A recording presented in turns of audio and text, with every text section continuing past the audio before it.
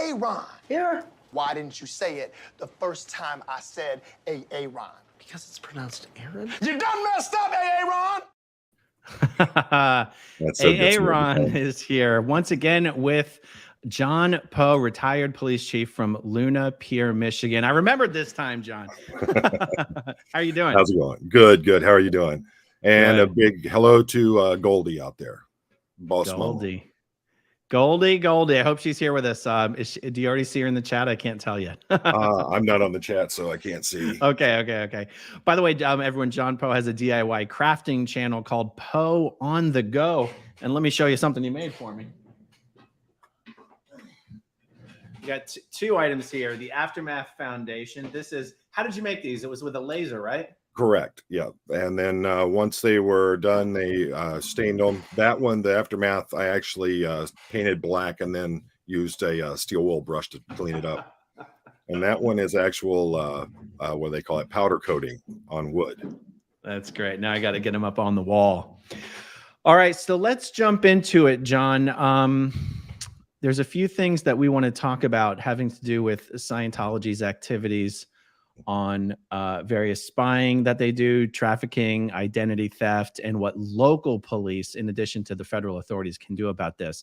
Now, as a police chief, when you were on the force, you attended a course called the FBI-LEEDA course. Can you explain for us what that is? Well, it was I attended a course that was hosted by FBI-LEEDA. It's a joint task force between the FBI and a private training company, where they take law enforcement officers and you get advanced training in different courses. The one I attended was for identity theft and internet crimes.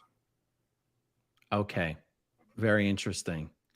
So, one of the things, I know this isn't internet stuff, but one of the things that Scientology is notorious for is the series of events that go into motion when somebody escapes. Scientology's word for it is when they blow. They they leave without prior authorization.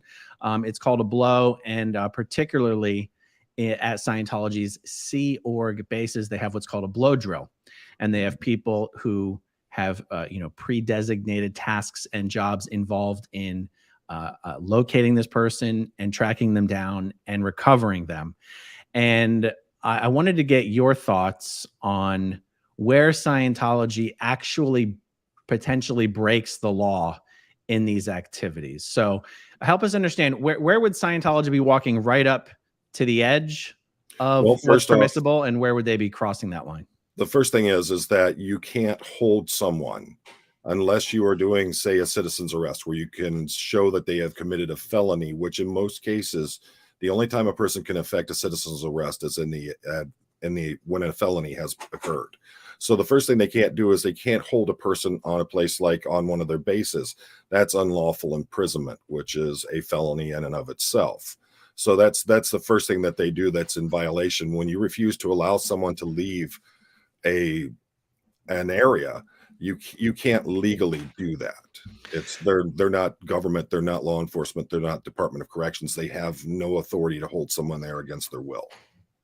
Okay, so if someone, from personal experience, there was a time when I was in trouble, and the automatic procedure was to assign somebody to sleep, not even to sleep, to assign somebody to be posted outside the door of my bedroom all night long while I was sleeping, so that to either prevent me from leaving, or if they couldn't prevent me from leaving, to at least be able to alert someone else that I was trying to leave. How does the law treat something like that? No, that's the same thing. You're unlawfully imprisoning someone. You have no authority, no right. You have no jurisdictional boundaries that you can use there, unless you can actually show that that person has actively committed a felony. And we're not talking about a felony that happened 3 years ago, 2 weeks ago. In a lot of cases on something like this, where you're using a warrantless arrest on someone to hold them, it's got to be something that was either committed in your presence, or you have that direct knowledge that they committed that, and that it's very recent. There's a stopwatch basically on most crimes like this. If you don't arrest that person within that active amount of time, you have to get a warrant against that person. So holding someone in their room or posting someone out there and actively stopping them, you're violating their rights, and you're unlawfully imprisoning that person. So what if Scientology says, well, they weren't trying to leave. We were just putting someone out there in case they did. Well, my question would be is, what are you going to do if they do leave? Why is that person there? You've got cameras everywhere around this place. You've got all these people that are working security. You're telling me you're not going to see them leave? And if they do try to leave, what are you going to do? You can't use force to hold someone when you have no reason to hold them in the first place. Right. My first thing is, who told you to do this? And who told you you had the right to stop this person from doing it? Right. Well, and I guess where I'm going with that question is sort of the difference between committing a crime and conspiring to commit a crime. I wondered if the crime itself was physically preventing someone, unlawful detainment. Well, it could be that, or it can be the actual, it's like with law enforcement. One of the first steps in the force continuum as it pertains to law enforcement is the presence of the officer alone. The officer there in the uniform with the badge on, the patches, the paramilitary feel of the uniform. That is basically what they're doing there. You're not physically containing them. You're using I don't know how to best describe it. You're mentally making them think that that's what's going on, that if they leave, they're going to get jumped, they're going to get held down, tied down, whatever it's going to happen. You're basically doing the same thing. It's like the difference between an armed robbery and an unarmed robbery. An armed robbery, you have an actual weapon that you're using to force someone to give something to you. Unarmed robbery is where you have no weapon, but you're using either your fists or you're using, some kind of control over that person. Now, if I walk up to you and I have my hand in my pocket and I tell you I have a gun and all I have is my finger pointed out, that's considered an armed robbery because you're still believing and in fear for your life that I have a weapon to use against you. So that's how all that plays into it. Interesting. The mere fact they have that bodyguard out there and they're telling you can't leave, that in and of itself is unlawful imprisonment. You're in fear that if you try to leave, you're going to be hurt or you're going to be forced to remain there. That's the same thing. So what if an officer showed up and Scientology tried to make the argument, this person is a member of our clergy and they have agreed to be subjected to such constraint and discipline and this sort of stuff? How would the law how would an officer of the law treat that kind of excuse? Well, I want to talk to this is going to go into like with the Shelley Miscavige thing. I want to talk to that person away from those people. Now, as I understand it, possibly in California, the law is that if that person requests attorney be present, but if you're someone who's wanting to blow, you're not going to want that attorney there. You're going to want to speak to that officer privately and you're going to tell them, I don't care what they say. Well, this person says they want to be tied down if they try to leave. You can't do that. Person has a right to change their mind at any time. So trying to enforce something like that, it's out of the question. I'm not going to allow that. And I'm going to go straight for the person who's ordered everyone to do it. Interesting. And of course, the scenario that we're talking about here, for any police officer to be present in the first place, it would imply that somebody called them. Yes. So if somebody called saying, hey, I'm being prevented from leaving, an officer showed up and Scientology tried to say, hey, this is our protected religious activity. And then the officer demanded to speak with the person privately. If that person said, no, I want to go, what would the police do? If the person tells me they want to go, they're going. It's like in the cases with where they think someone has been possessed by a demon and they wrap the person up in the blankets and they end up smothering them to death. That's still manslaughter.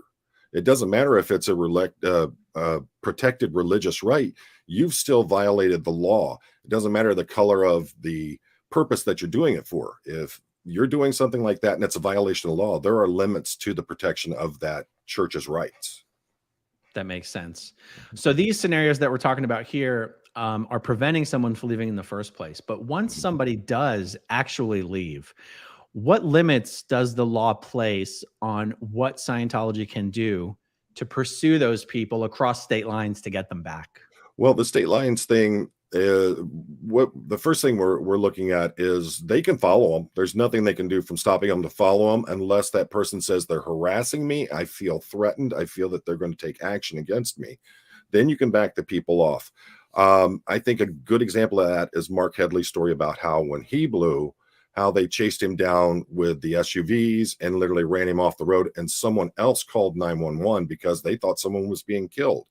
So in that situation, you have these vehicles that are chasing someone, forcing them to enter in a reckless or endangering way of driving. And those vehicles, while chasing them, are doing the same thing. They're driving. You've got your misdemeanors there through your reckless or your reckless endangerment of the public. Then you have the situation where they literally ran him off the road. And in the state of Michigan, that is considered a felonious assault. It could even go as high as attempted murder on that.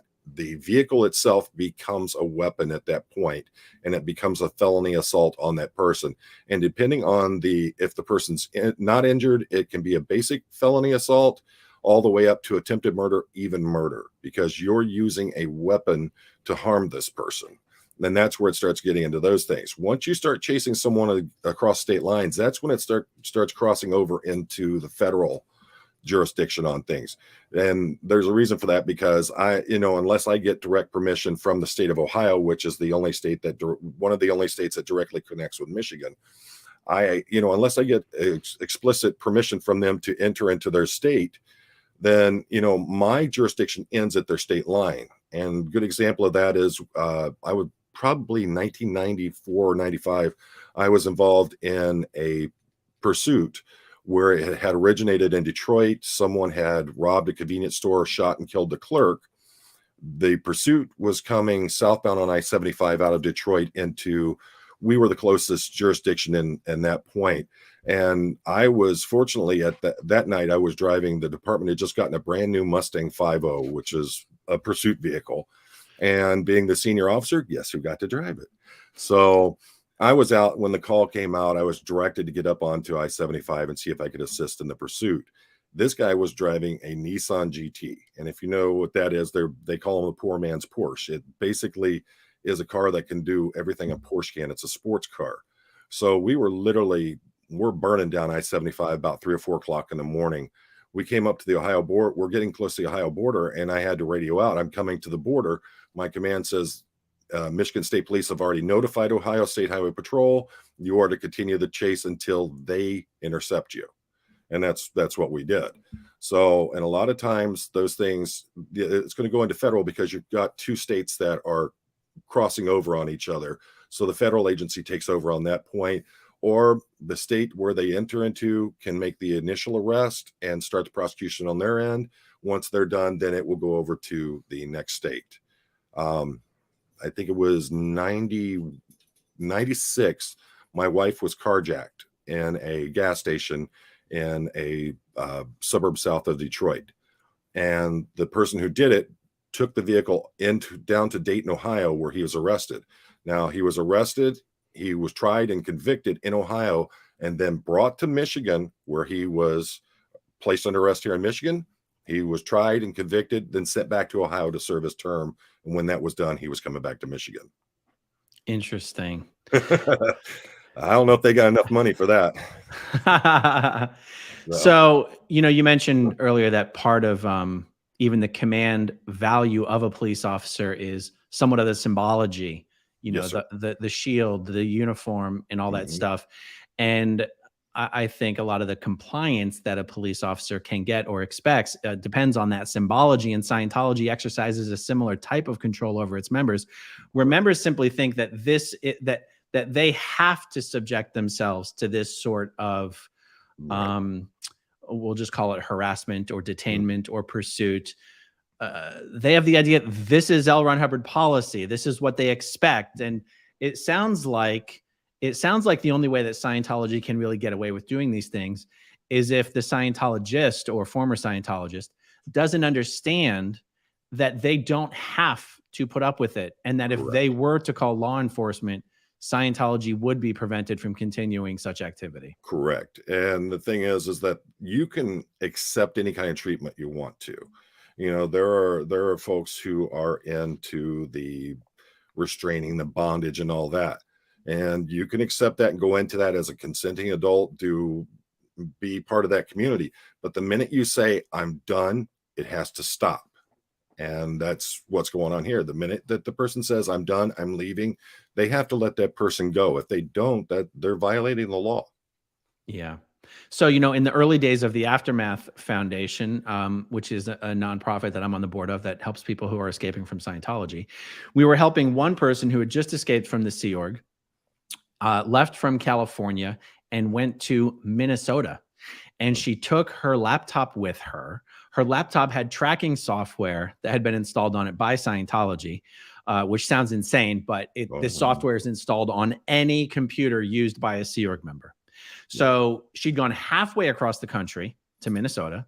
Scientology was able to track her location to the apartment building that she was in, but weren't able to figure out which floor that she was on.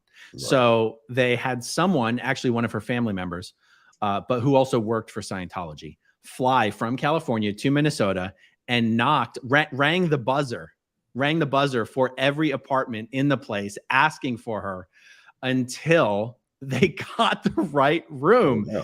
Help me understand from a law enforcement perspective. Is this walking up to the line? Is this crossing a line? Definitely crossing. In most states, you're going to find that there are laws that specifically prevent things such as putting trackers on either people's vehicles or their property for the use of tracking them.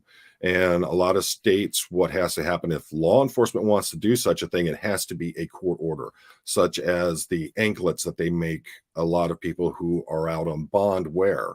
Those have to be presented on an order of a judge saying that that's going to happen.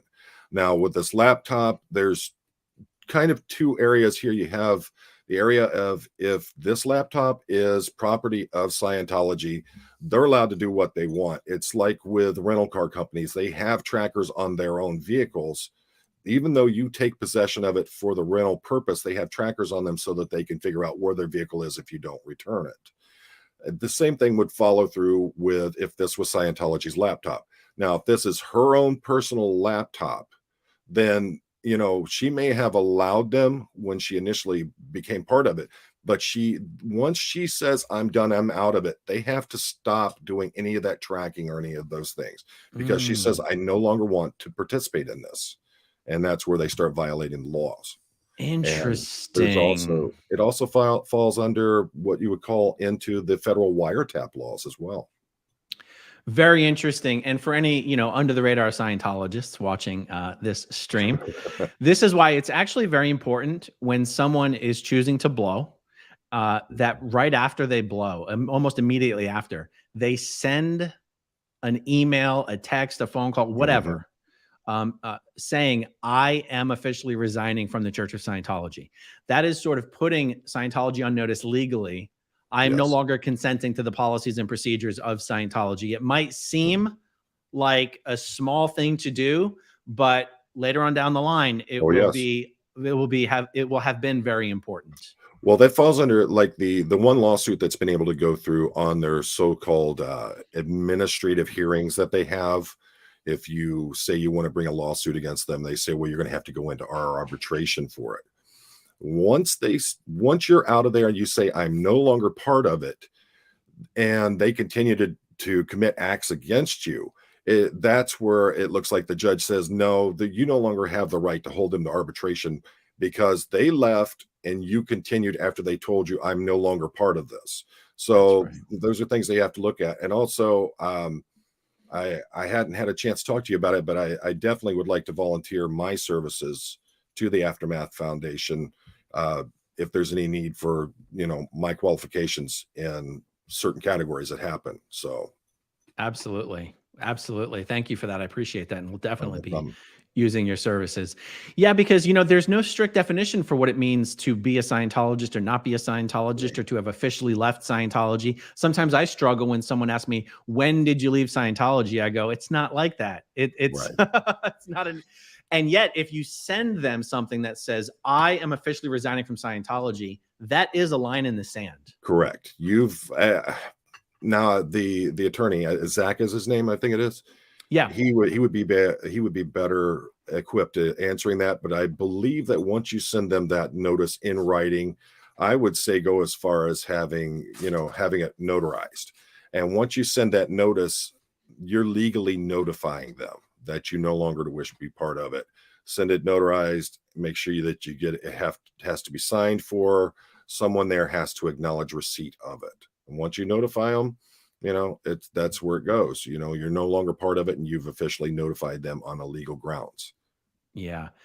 You know, one of the ways that Scientology has been able to track people down is by doing the same thing law enforcement does, tracking their credit card activity. Oh, yeah. And I don't know what gives them the authority to do that or even how they do that. But what are your thoughts on the legality of that?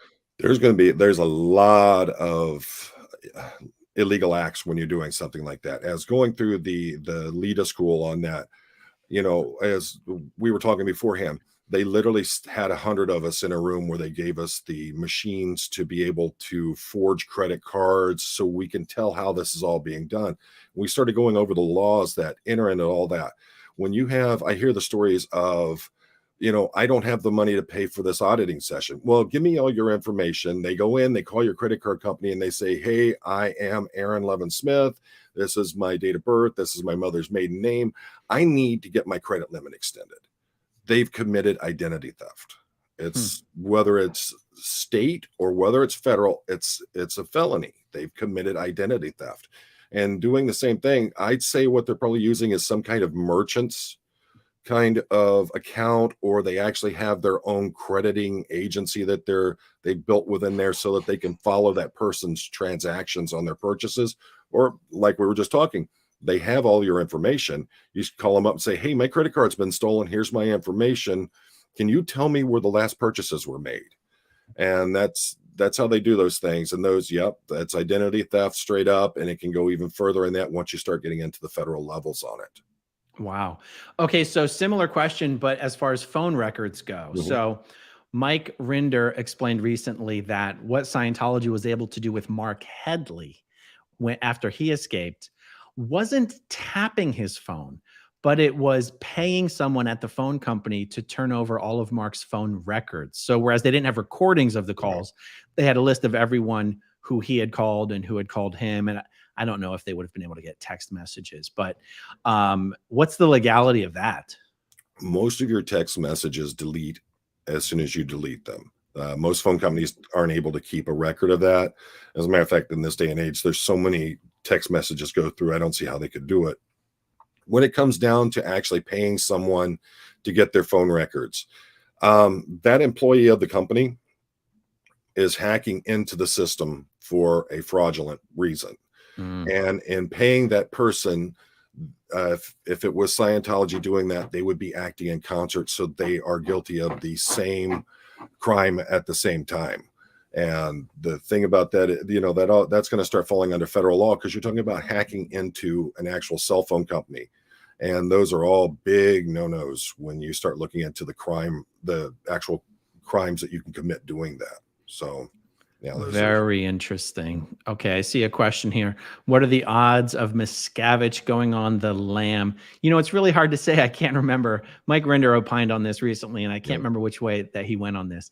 Now, realize everything Miscavige is currently facing legally is civil. So there's no reason for him to be on the run necessarily.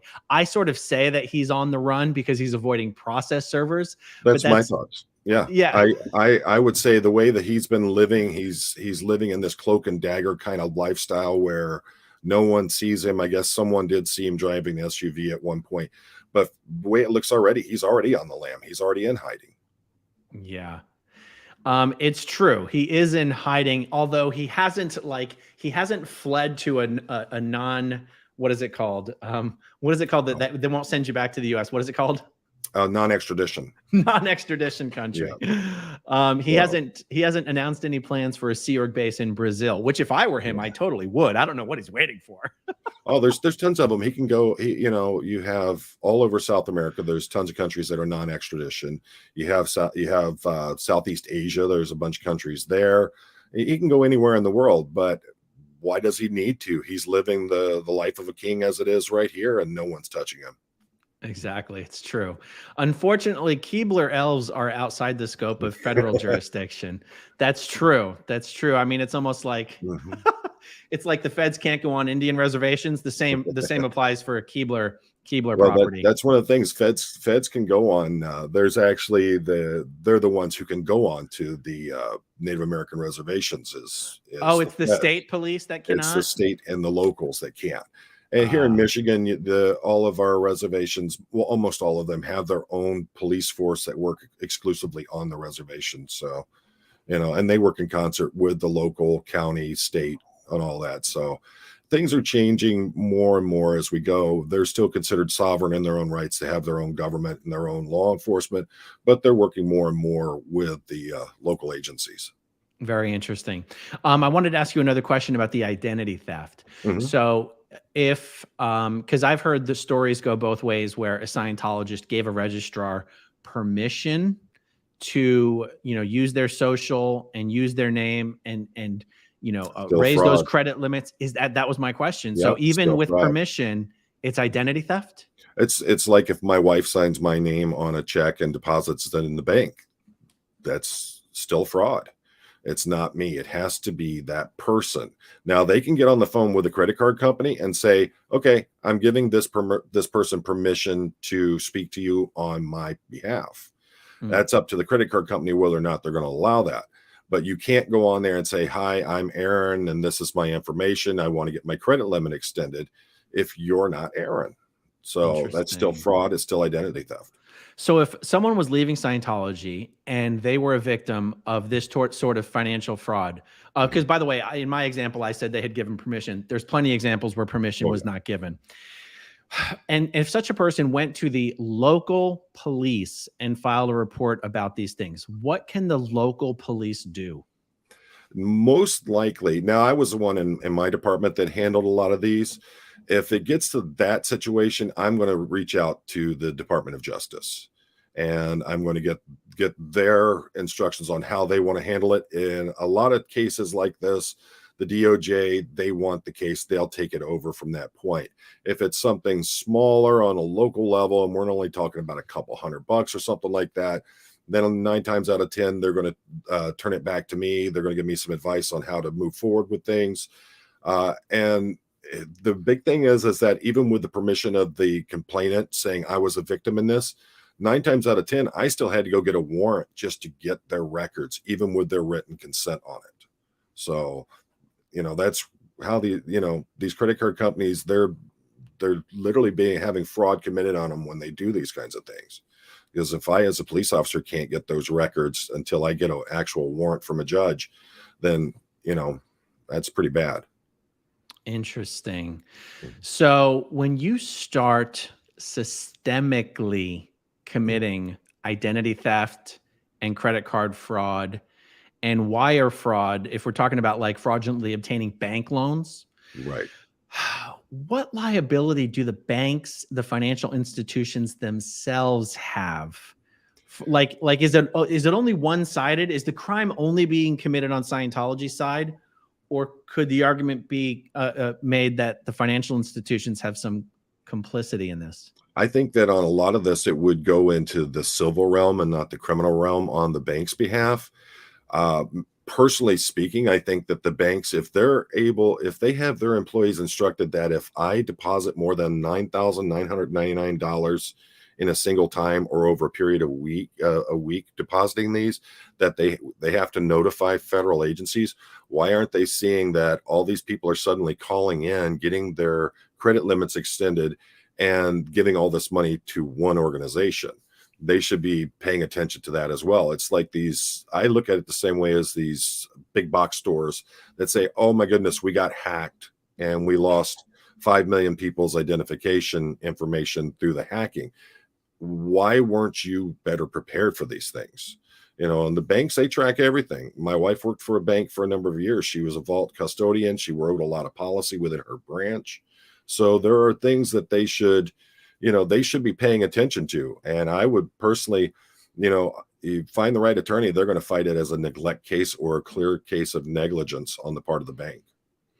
So it's been reported that Chase Bank detected this massive amount of credit card fraud on behalf of Scientology organizations and Scientologists who were giving money to Scientology organizations, and that they cut Scientology off and prevented Scientology from being able to access the Chase network again. What happens? Okay, we don't have verification that has been made public, right, whether Chase referred the matter to the federal authorities or not. But my question is more along the lines of, what if they didn't? Does that Do they assume liability for having become aware of this crime and not having reported it? Now again, that would fall into the civil realm, but one of the things that always made me upset when I was dealing with any kind of credit fraud was a lot of these banks or the credit agencies would accept the loss, take it under their insurance or however they're doing it, and not follow through with prosecution because it was cheaper for them to take the loss and get the money back through their insurance or however they had it set up. And I always had a real problem with that, but that seems to be a typical route that a lot of them use. Kudos to Chase if that's what they did for paying enough attention, or that employee say, hey, there's something's not right here, but if we're talking about a felony on that scale, I would say it would, why aren't the federal agencies looking into the RICO Act on them? And Right. that's something that should definitely be looked at. Right.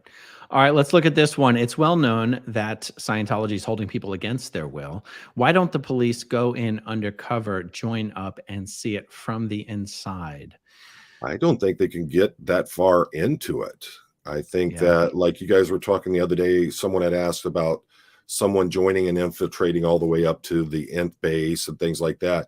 I think that the only way you're going to be able to get into that kind of inner circle of it, you're going to have to be, as you guys were saying, born into it or be a second or third generation. I just don't see the ability of a police officer who comes in out of the blue and suddenly is stark raving mad about Scientology with the internet and everything going on. I think they're going to see red flags right off the bat with something like that. Yeah, you would have to get into the C organization most likely to see this kind of stuff happening. Yeah. And it might take you a year or more to even be in a position to witness something like that. And I mean, from the law enforcement perspective, I'm not sure there's a very high interest in spending those kind of dollars for. I see the feds could do something like that because that would be a major case under, as I was saying, the RICO Act on that. They're the ones who would have the financial means to put someone in for a year deep undercover to start getting them built up. I could see them pulling see if they're doing at the Florida, what is it, the Gold Base in Florida? Flag. Yeah. So like in Florida, they pull an officer, say from North Dakota. They got a young officer there and he really wants to start building on his law enforcement career. That you pull someone like that into it, that's someone you might be able to get in there and start working their way up through it. Nobody in Florida is going to know who the heck this kid is, and he would have a better chance of it. So, well, and also, they wouldn't really accept the person into the Sea Org in Florida until they had already been seasoned at an outer org. So someone might have to be on staff for a year or two or more to even be considered safe enough to be allowed in the surrogate flag. And so if someone were willing to go that deep undercover, it wouldn't be impossible. No, but it would cost a lot of money. You'd have to be able to justify it through your financing, through your department. And yes, it's very possible. My next question would be how are they going to get information out? My understanding is Sea Org folks, they aren't allowed to have the computer access. They aren't allowed to do a lot of different things that in a normal case, you'd be able to just break away on your cell phone and type out a message to your command or your handler and let them know what's going on. So I don't know how that would work out on that level either. Yeah, it would definitely make it difficult. That part wouldn't be impossible, but it would be difficult. Let's take a look at this one. What do you do if you're escaping Scientology without important documents, ID, license, etc.? It might be a stupid question, but just curious. Not a stupid question. It happens. Even, was it Don Jason? Don Jason was a guy who escaped from the Freewinds. By the way, I personally know Don Jason. He was a senior Scientology executive, a senior executive at the Flag Land Base in Clearwater.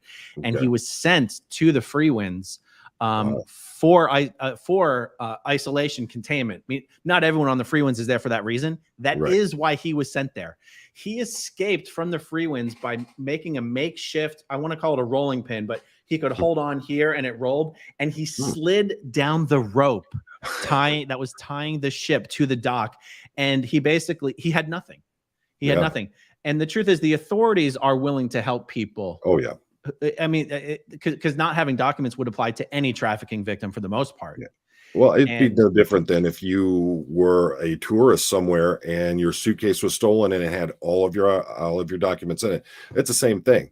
Law enforcement can easily, through our computer systems, get your identification information through wherever you're initially from. And say I've had people from Florida, California, wherever, I can input their name, date of birth into my system, and California, Florida, whichever state it is, will send back their personal information. And oftentimes they have photographs of that person. So it's, that is not a stupid question. I truly believe there's never stupid questions. Uh, the thing is that with that, you lose your documents. There's a reason why you can get replacements of all documents. You just have to, once they go into the system and they can prove who you are, then they can easily replace those documents for you. Yep, totally correct. How are international org members' immigration arranged? There are staff members, usually one particular staff member responsible for applying for visas, Yep. and arranging all that. And it's a very poorly handled process in Scientology. These people are put in charge of it. They don't truly understand the laws. International Sea Org members overstay their visas all the time. Oh, yeah. And then the fact that they have overstayed their visa is used by management as a reason why that person is not allowed to go home, because they go, if you leave the country, you won't be able to come back in for another 5 years or 10 years or whatever it is. And in a strange way, it has almost worked out to Scientology's benefit. Oh, yeah. To not let people renew their documents. Well, there are tons of people who come into this country every year who overstay their visa, especially on student visas, things like that. They literally just meld into society. So it's not unheard of, and it's not impossible for something like that. Yeah. So let me see. Let me make sure I didn't miss a question here. Good. Looks like we're up to date on that.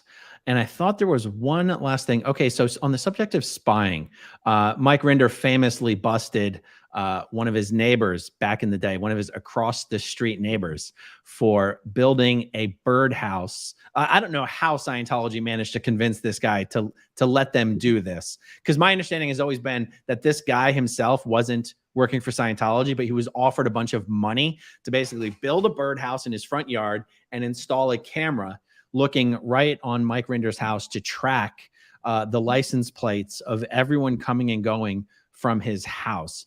What are your thoughts on the legality of doing such a thing? 100% legal.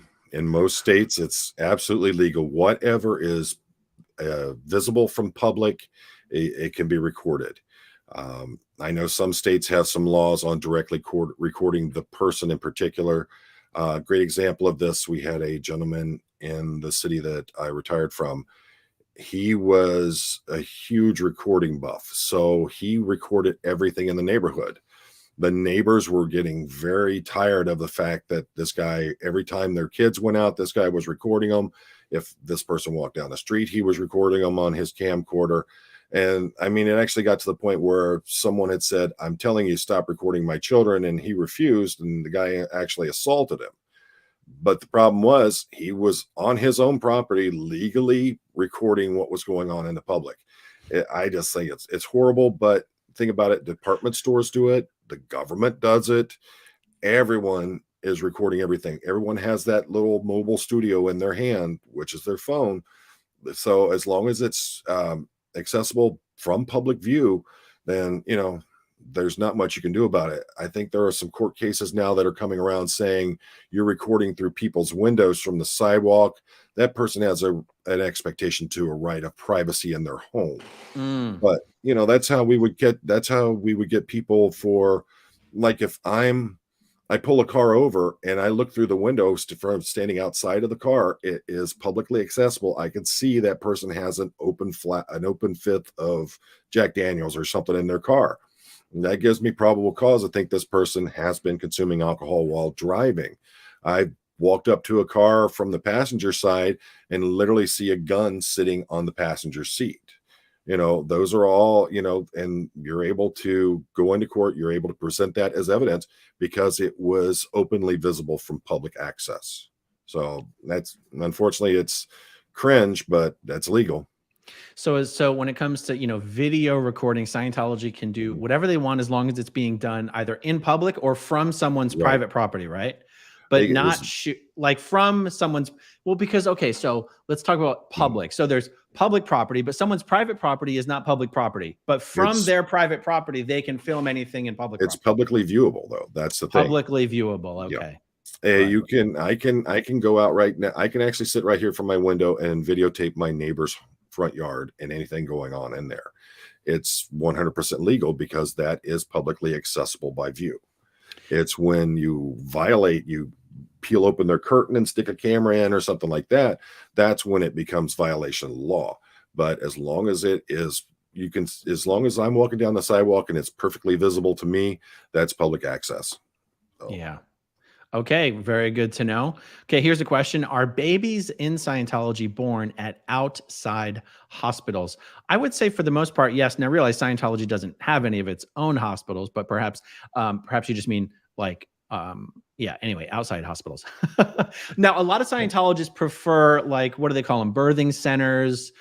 Or there was a place here in Clearwater called Labor of Love where all the Scientologists would go to. What are those things called? They're not. I thought they were called birthing centers, and then you have like midwives, things like that. Exactly. Scientologists very much lean in that direction. Holistic birthing centers, I think, something maybe like that. So yeah, and but there's no rule against going to a hospital. Going to a hospital is actually just extremely expensive. That's probably one of the main reasons Scientologists would they give all their money to Scientology. They don't have a whole lot of disposable income to pay those medical bills. But yeah, generally speaking, babies are born in the birthing centers or hospitals as needed. And some Scientologists still do the home births. That's a little dicey in my opinion, but I think it's getting more and more popular these days, I think.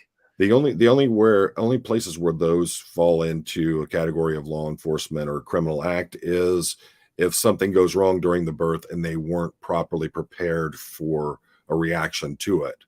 And something happens to the child or the child dies during that birth, then those are areas where it would come into the criminal aspect of it. But in most cases, Children's Protective Services would be the front investigating agency on that. Very interesting. Okay, we have another question here. If a foreign escapes to U.S. soil, can and will they be deported? There's a lot of gray area on that. Are they asking for asylum, political, religious, any reason for that? In most cases, the attempt is to get that person made whole, whether it get them to their country of origin, if that's what they wish, or if they're seeking asylum, then it falls under the federal guidelines for things like that. I mean, for this particular question, I would also say in the world of Scientology, it would be very hard for a foreign Scientologist to escape from wherever they're working in Scientology and somehow illegally enter the U.S. I mean, I would think they're here already legally. They're here under a visa or whatever, and they're escaping from that illegal holding of that person. That also, I think, when you start getting into things like that, where they're threatening the person on that, are we talking about indentured servitude? Are we talking about a form of slavery that they're imposing on this person? The person's not from the country. They don't know what to do. They're frightened. They're holding them, telling them, if you leave us, you're going to jail. I mean, this all gets real sketchy very quickly.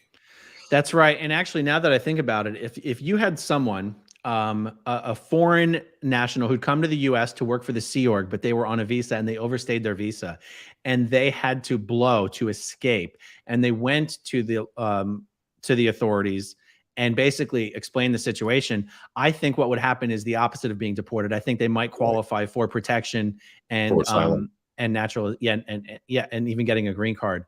When you're looking at that, the person violating the terms of their visa by overstaying it, was it their choice, or were they forced into it? And if they can argue it well enough, then they can show that they tried to do what was right. So this is another fantastic piece of advice for any under the radar Sea Org members who are only staying because they think they have to for their immigration status. Like, there are some people who are on the track to getting a green card in the Sea Org, and they continue to put up with the indentured servitude and the confinement Mhm. because they Yeah. think, oh, I need to do that because I don't want to lose my opportunity to get a green card. I think they should know if they blow and go to the authorities, they probably qualify for asylum status. And so that shouldn't be something that keeps them in. I would also go even further on it to say that if you're an undercover Sea Org member who is here on a visa status and you find that you violated your terms, not only do you have this is probably the best time there's ever been to get that asylum to stay in this country, but you could also begin to start building that paper trail that is needed to start going at this organization for other violations, including other people who are being held against their will. You'd be helping other people out. Absolutely. Do they let paramedics come in for emergencies? Yes, but boy, does it make them nervous. Oh boy, does it make them nervous. Think about I Mark's mean, story about wrecking his motorcycle. yeah. What, all he went through because of that. So Yeah. And I tell this story. It's so heartbreaking. There was a guy, he'd basically been working for Scientology almost his entire life. He was an elderly guy. Well, elderly. Now I'm going to insult people. Well, let's just say he was over 70. He wasn't, but I'll say that so I can justify having called him elderly. a senior citizen. There you go. Anyway, he's a guy that I worked with in Philadelphia, and he had come down here to Clearwater, and he was on the base. He was in the building they call the Sandcastle. It's the advanced organization where they deliver the OT levels. And he was in reception, and he had some sort of a stroke or a heart attack. He fell down and he hit his head, and they were like, "Oh no, not again. We can't have another Lisa McPherson situation on her." They picked him up and dragged him out to the public bench on the sidewalk outside of the building. And then they called the ambulance so that nobody could say that what had happened to him happened on Scientology premises. I mean, if there was any kind of blood trail or anything, the trouble they would be in. My goodness. Yeah. Wow. Absolutely unbelievable stuff. Like, they just do not care about individuals. Protect the organization over everything. That's pretty much the mantra of Scientology management. So, okay, well, we covered all the items on our topic list here. I think this has been fantastically helpful. Thanks everybody for tuning in, and hey, go subscribe to Mr. John Poe's YouTube channel. It's called Poe On The Go. I have it linked in the description down below. It's a DIY crafting channel, and it's fantastic. In fact, I saw the guitar. You showed me the guitar that you just made. You guys got to check out Poe On The Go and subscribe to that channel if you're into DIY crafting. All right, let me see. I got to get my cute little outro queued up here. Let's see. Do I have it? Folks. I have it ready to go. Thanks, everybody. Have a great night. Okay, if you want to see my rock and roll songs, click right on this guitar. And if you want to see a different one of my videos,